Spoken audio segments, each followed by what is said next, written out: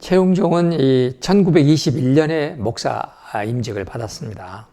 최흥종 목사님이 세운 교회가 오늘날의 광주 중앙교회입니다. 1917년부터 교회로 이제 진행이 됐었어요.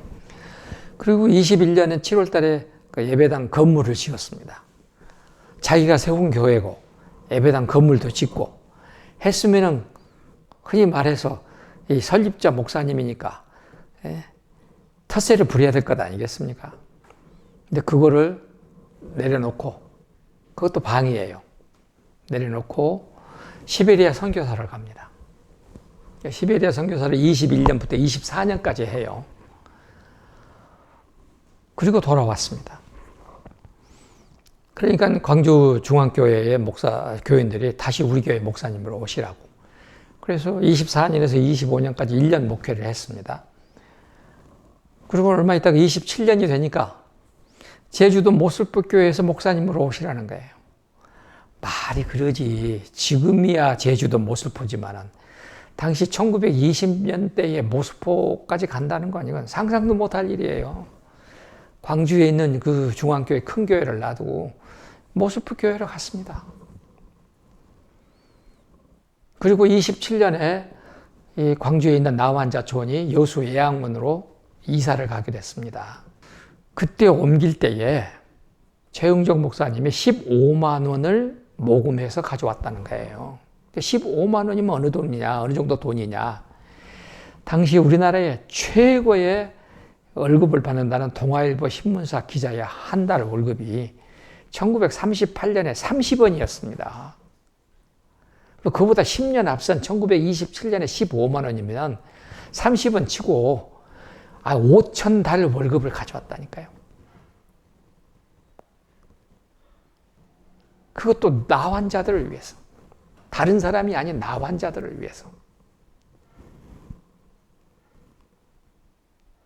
그리고서 모슬포 교회를 이제 그만둡니다. 그리고 광주로 다시 나왔어요. 광주 중앙교회 교인들이 다시 우리 교회에 와달라고 또 갔습니다. 어떤 일이 있었냐 그러면 그 여수로 옮겨가지 못한 나환자들이 한 150명쯤 있었어요. 그분들이 최흥종 목사님이 오셨다 하니까 광주 중앙교회로 예배를 참석하는 겁니다. 저는 이 대목에서 참 반성을 많이 합니다. 제가 이렇게 질문을 많이 해요. 여러분 교회에 지금 여러분 예배당에 나환자 한 명이 들어와서 예배를 드린다고 그럽시다. 여러분 예배 드립니까? 안 드립니까? 그런데 150명이 당시에는 의자가 없으니까 마루에 앉아서 예배를 드리고 다른 한쪽에는 중앙교회 교인들이 앉아서 예배를 드려주는 겁니다. 예배 끝나고 나서 그 나환자들에게 여전도 회원들과 교회 집사님들이 동동원 돼서 국수 150그릇을 대접했다. 그것도 한 번이 아니고 상당히 많은 주일 동안. 그러니까 기독교가 힘이 있는 거죠. 사람들이 기독교에 너무 믿어주는 거고. 최흥종은 그래도 그 나환자들이 쉴 곳이 없으니까 그 150명을 데리고 우리 서울로 총독을 만나러 가자 해서 광주에서 출발했는데 보름 동안 여행을 해가지고 중앙청 앞에 도착을 하니까 400명이라는 거예요. 그 400명의 나환자들이 지금 현재 태평로 앞에 거기 앉아 있으니까 당시 일본 경찰도 헌병도 건들지 못했다는 거예요. 나환자니까. 근데 이분들이 거기서 보름 동안 농성을 하니까 총독이 나와서 만나줬습니다. 그래서 최흥종 목사님이 총독에게 요구하는 것이 이분들도 국민이다. 살 수 있는 것을 내놓아라. 하고서 협상을 하는 것이 지금 현재 소록도 국립 나병원. 최흥종 목사님은 이제 그 일이 있고 난 다음에 해방을 맞이했죠. 해방을 맞이하려고 나니까 김구 선생이 찾아와서 당신은 대통령하고 내가 부통령 하겠다. 같이 정치에 나가자. 그때 김구 선생이 최흥종 목사에게 써주는 휘호부터 그림, 글씨 참 많습니다. 근데 최흥종 목사는 끝까지 거부했습니다. 나는 목사다.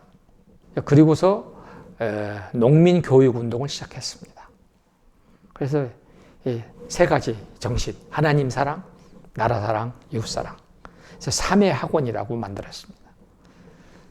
이 세 가지 정신들을 농업으로 입국을 하겠다 하는 젊은 청년들에게 교육하는 일을 했습니다.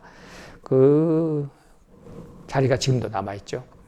거기에 동참해 준 사람이 다석 유영모 선생이 나중에 이제 거기에 찾아와서 여복의 결의의 희망이 광주에 있는 듯하지 하면서 무등산에 가서 3년을 넘어 살았습니다.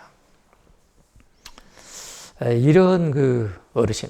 근데 최영종 목사님은 1966년 5월에 이제 세상을 떴는데, 세상 뜨기 보름 전에 본인이 이제 깨달은 게 뭐가 있어요.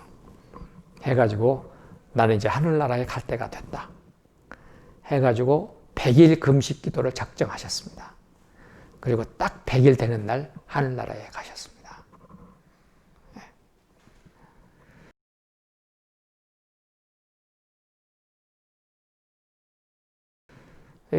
최영종 목사님이 초기에는 그렇게 어린아이들, 그 다음에 청년운동, 이런 운동을 하셨지만은 해방 이후에는 결핵 환자를 돌보는 일을 또 하셨습니다. 그리고 음성 나환자들의 자활 정착을 위한 정착촌 운동을 또 하셨습니다. 그러니까요, 생각해보면 최영종 목사님은 자기의 모든 걸 다 갖다 바쳤는데, 그때는 뭐 사람들이 다 욕하고 가족들도 욕하고 그랬겠지만은 그 뿌린 씨앗은 참 1000배, 10,000배, 100,000배, 100,000배로 지금 이제 열매가 맺혀져 가는 것 아니겠습니까? 그래서 저는 이 최영종 목사님의 그 복음적 사회운동의 기독교, 이 복음과 사회를, 교회와 사회를 아울러서 가는 기독교, 우리 한국 교회가 앞으로 이 길로 가지 않으면 한국 사회에 붙어서 거부당할 것이다. 다시 회복할 수 있는 길은 이분들의 길을 우리가 다시 뒤따라가는 길밖에 없다 하고 생각을 하는 것입니다.